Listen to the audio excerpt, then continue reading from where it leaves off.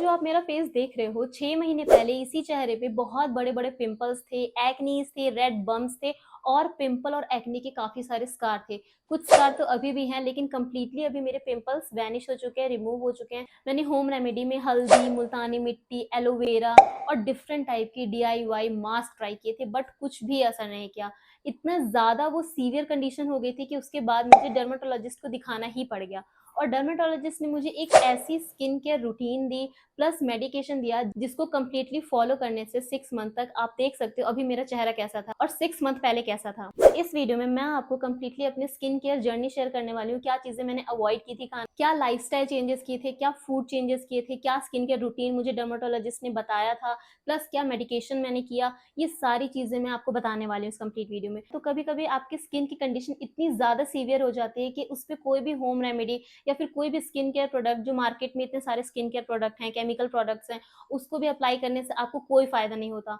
तो उस कंडीशन में सिर्फ एक डॉक्टर ही आपकी हेल्प कर सकता है। जरूरी नहीं है कि सारे होम रेमेडीज आपके कंडीशन को सही कर दें। होम रेमेडीज या फिर कुछ स्किन केयर प्रोडक्ट सिर्फ तभी काम करते हैं जब आपके फेस से बहुत ही कम प्रॉब्लम हो। बट अगर आपका पूरा फेस पिंपल से भरा है, एक्नी से भरा है, ब्लैक हेड्स हो रखे हैं, व्हाइट हेड्स हो रखे हैं, प्लस आपको काफी सारे स्कार हो चुके हैं, तो प्रोडक्ट यूज करने से आप अपनी कंडीशन को और ज्यादा सीवियर ही करोगे और ज्यादा अपनी स्किन कंडीशन को आप बेकार करोगे। इससे बेटर है कि एक डॉक्टर को कंसल्ट कीजिए। पिंपल्स, एक्ने सिर्फ आपके लाइफस्टाइल की वजह से नहीं आते हैं, ये आपके हार्मोनल चेंजेस की वजह से भी आते हैं। तो जो मुझे 6 मंथ पहले प्रॉब्लम हुई थी वो हार्मोनल चेंजेस की वजह से ही थी। तो एक प्रिस्क्राइब मेडिकेशन लेना, प्रोफेशनल की हेल्प लेने से ही मुझे ये रिजल्ट देखने को मिला है। तो अगर आपकी भी कंडीशन कुछ इसी टाइप की है तो आप मुझे प्रिस्क्राइब जो स्किन केयर रूटीन था, लाइफस्टाइल चेंजेस था, what to skip, what not to do, और प्रिस्क्राइब मेडिकेशन, जो मेडिकेशन है वो आप एक बार डॉक्टर से कंसल्ट करके देख सकते हो कि आपको लेना चाहिए या फिर नहीं। बट जो स्किन केयर रूटीन है एटलीस्ट वो आप ट्राई जरूर से कर सकते हो। वो मुझे सबसे ज्यादा बेनिफिट किए हैं कंप्लीट पिंपल्स को रिमूव करने में। काफी ज्यादा मेरे स्कार कम हो चुके हैं, एक्ने भी कंप्लीटली रिमूव हो चुका था। आफ्टर 2 to 3 मंथ्स मुझे विजिबल रिजल्ट देखने को मिले थे। तो मैंने एक पहले डर्मेटोलॉजिस्ट से कंसल्ट किया, तो उसने मेरे स्किन को देखा, एज को पूछा और उसके बाद उन्होंने कहा कि आपके फेस पे केमिकल पील करना पड़ेगा, लेजर ट्रीटमेंट करना पड़ेंगे, चारकोल ट्रीटमेंट करना पड़ेगा, और बिल भी अच्छा खासा बता दिया। बट मुझे ऐसा लगा था कि कुछ मेडिकेशन देने से मेरी प्रॉब्लम सही हो जाएगी, बट उस डर्मेटोलॉजिस्ट ने कहा कि आपको ये सब चीजें करानी पड़ेंगी। तो मुझे ये डर लग गया कि अगर ये सब चीजें मैं कराऊं भी और मेरी स्किन पे कोई प्रॉब्लम हो जाए, क्योंकि लेजर ट्रीटमेंट का भी कभी-कभी आप सुनते हो कि कोई प्रॉब्लम हो गई या फिर केमिकल पील से कोई प्रॉब्लम हो गई, तो मुझे ये कंसर्न तो था ही। प्लस उन्होंने ये भी कहा कि इस चीज से आपके जो प्रॉब्लम है वो 90% तक रिड्यूस होगी। 100% नहीं बताया, वो कह रहे हैं कि वो वापस भी हो सकता है। तो मैं कैसे कंफर्म करूं कि मैं इतना ज्यादा पे भी करूं प्लस मुझे वापस ये प्रॉब्लम देखने को मिले। सो मैंने सोचा कि एक और डर्मेटोलॉजिस्ट से कंसल्ट करते हैं कि वो क्या कहते हैं मेरी स्किन के बारे में। तो उन्होंने बताया कि आपकी स्किन की कंडीशन को देखते हुए प्लस आपकी एज देखते हुए आप मेडिकेशन ले सकते हो, कोई प्रॉब्लम नहीं है। क्योंकि जो मेडिकेशन है वो थोड़ी सी हार्श होती है। अगर आप मैरिड हो या फिर बेबी प्लान कर रहे हो या फिर प्रेग्नेंट हो तो वो मेडिकेशन आप बिल्कुल भी नहीं ले सकते हो। आपका मेडिकेशन से आपके हार्मोनल इम्बैलेंस की वजह से जो पिंपल हो रहे हैं वो रिड्यूस हो जाएंगे, लेकिन 6 मंथ तक का कंप्लीट कोर्स करना पड़ेगा और उसी के बाद आपको विजिबल रिजल्ट देखने को मिलेंगे। पहले मंथ में तो मुझे बहुत ज्यादा पिंपल देखने को मिले, क्योंकि उन्होंने पहले ही कहा था कि जब आप मेडिकेशन शुरू करोगे तो जितने भी पिंपल हैं वो और ज्यादा इंक्रीज होंगे। सेकेंड और थर्ड मंथ में मुझे पिंपल रिड्यूस होते हुए दिखे, प्लस जो नए पिंपल आ रहे थे वो भी बंद हो गए। और बाय 6 मंथ कोई भी एक्नी मुझे देखने को नहीं मिली, पिंपल सारे रिमूव हो गए, स्कार्स मेरे कम हो गए और एक ग्लोइंग और हेल्दी स्किन मुझे मिली। But the thing is consistency is the key. अगर आप कंसिस्टेंट रहोगे स्किन केयर को लेके, मेडिकेशन को लेके, तो ही आपको ये बेनिफिट करेगा। तो जो भी फार्मेसी प्रोडक्ट उन्होंने मुझे बताए वो सब मैं इस वीडियो में शेयर करूंगी, आपको उसकी लिंक भी डिस्क्रिप्शन बॉक्स में मिल जाएगी। तो सबसे पहले मैंने क्या चीजें बंद कर दी करना।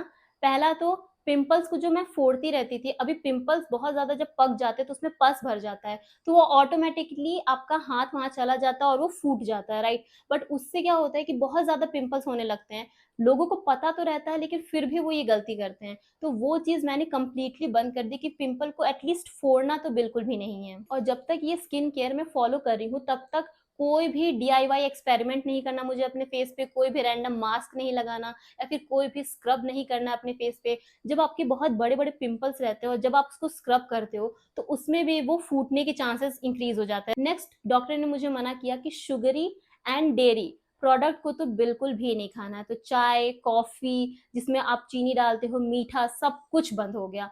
उन्होंने कहा कि ये दोनों चीज़ें आपको नहीं खानी है, चाय हो गया, कॉफ़ी हो गया, कुछ भी मीठा हो गया, मिठाई हो गया, चॉकलेट्स हो गए, प्लस दही, पनीर, ये सब मेरा बंद हो गया।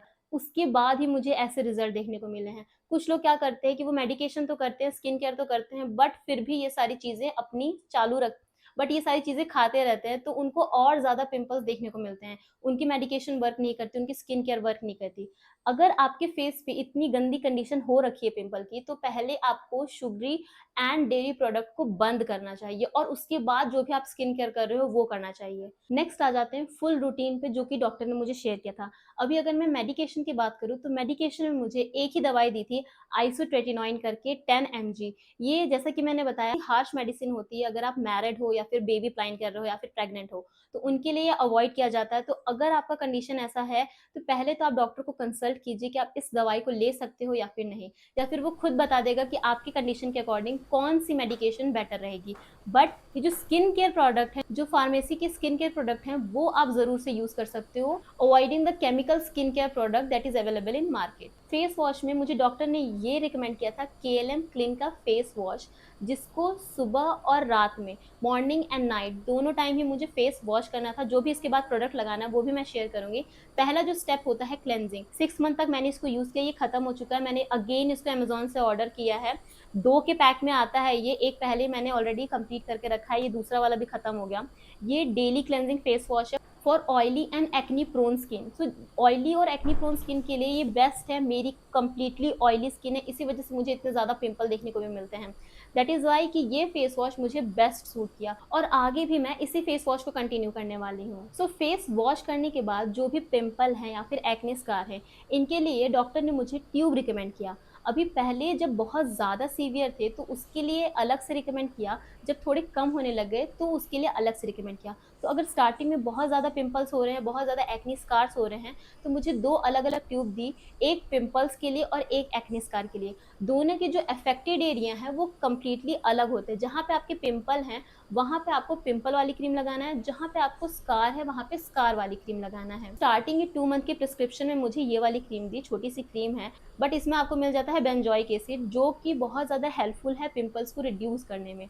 तो जो मेडिकेशन तो मैं ले ही रही हूँ, बट ये जो ऊपर से मुझे स्किन केयर प्रोडक्ट यूज़ करना था, उससे भी काफ़ी ज़्यादा हेल्प मिली। जो भी पिंपल्स उभरे हुए थे, उनको रिड्यूस करने में, रेडनेस रिड्यूस करने में, प्लस जो पके हुए पिंपल्स होते हैं जिसमें पस भरे होते हैं, उसको भी ये ड्राई आउट करता है। ये मुझे प्रोडक्ट काफ़ी अच्छा लगा, मैंने फिर से इसको खरीदा है, क्योंकि अगर इन केस फ्यूचर में कोई भी छोटा-मोटा पिंपल आया, तो मैं इसको नाइट में लगा के सो जाती हूँ। आप मॉर्निंग और नाइट दोनों ही टाइम पे यूज़ कर सकते हो। ये थोड़ा-सा आपको व्हाइट कंसिस्टेंसी का मिल जाता है, इस टाइप का आपको ये व्हाइट कंसिस्टेंसी का मिल जाएगा। तो इसको आप अगर घर पे हो तो मॉर्निंग में लगा सकते हो, अगर आपको बाहर जाना है तो इसको अवॉइड करना है, क्योंकि ये दिखता है, राइट? नाइट में आप इसको लगा सकते हो। तो इसको लगाने के बाद आप जो आपके एक्ने स्कार्स हैं, उसके लिए ये हेक्सिलेक का एक्ने स्कार क्रीम यूज़ कर सकते हो। ये आपको 700 के अराउंड मिल जाती है, ये छोटी-सी tube. It's a serum for acne scars, और ये काफ़ी ज़्यादा हेल्पफुल रहा था स्टार्टिंग में मुझे एक्ने स्कार को रिड्यूस करने में।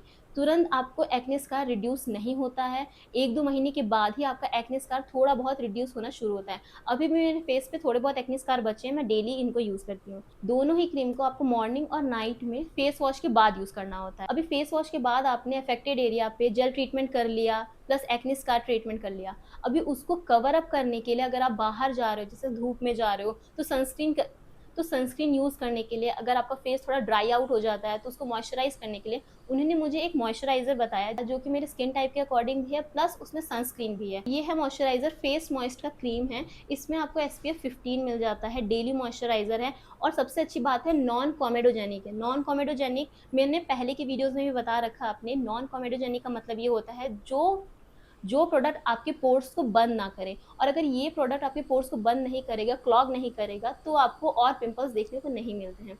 सो ये लास्टली मुझे जो भी पिंपल ट्रीटमेंट मैंने कर लिया, स्कार ट्रीटमेंट कर लिया, उसके बाद 10 मिनट बाद इस मॉइस्चराइज़र को मुझे यूज़ करना था अपने पूरे फेस पे, ताकि जो जेल ट्रीटमेंट है, स्कार ट्रीटमेंट है, वो एब्ज़ॉर्ब हो जाए अपनी स्किन पे, प्लस एक लेयर भी बन जाए मॉइस्चराइज़र का, जिससे कि सन से प्रोटेक्ट हो पाए।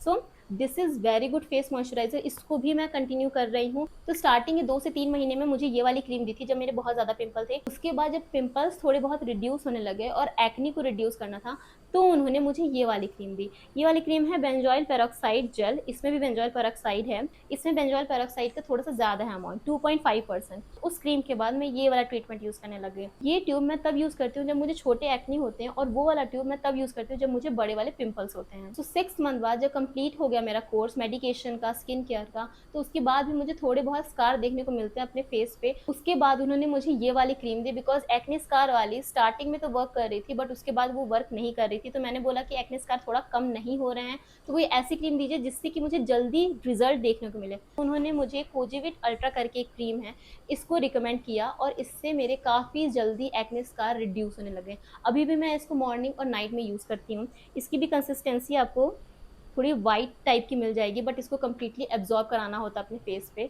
और ये वैनिश हो जाता है। उसके बाद आप अपना स्किन केयर जो नॉर्मल है वो कर सकते हो, मॉइस्चराइज़र लगा सकते हो, सनस्क्रीन लगा सकते हो, एंड देन मेकअप कर सकते हो। तो these are some of the product that I was using. उसके बाद मुझे उन्होंने कहा कि थोड़ा बहुत मैं सप्लीमेंट्स ले सकती हूँ, तो मैं अभी विटामिन सी की टैबलेट्स लेती हूँ मॉर्निंग और नाइट में। ये 500 एमजी की टैबलेट्स है विटामिन सी, और ये च्यूएबल है। आपको सिर्फ़ इसको पानी से नहीं लेना होता है, इसको ले लो एज़ अ टॉफ़ी, आप खा लो। और ये जो विटामिन सी की टैबलेट है एकदम कैंडी की तरह, ऑरेंज जो कैंडी होती है सेम उसी की तरह, आप लो बस चबाओ। So that is all the pharmacy product that I was using from last 6 month. So thanks for watching this video, और अगर अभी तक आपने मेरा चैनल सब्सक्राइब नहीं किया है तो सब्सक्राइब कीजिएगा, क्योंकि मैं नॉर्मल जो इन्फ्लुएंसर होते हैं जो कोई भी आपको होम रेमेडी बता देते हैं, कोई भी प्रोडक्ट बता देते हैं, उससे अलग हट के वीडियोस लेके आती हूँ, ताकि आपको रियल एडवाइस मिल सके, रियल प्रोडक्ट्स के बारे में जानने को मिले, और आपके स्किन और हेयर में कोई भी प्रॉब्लम ना आए।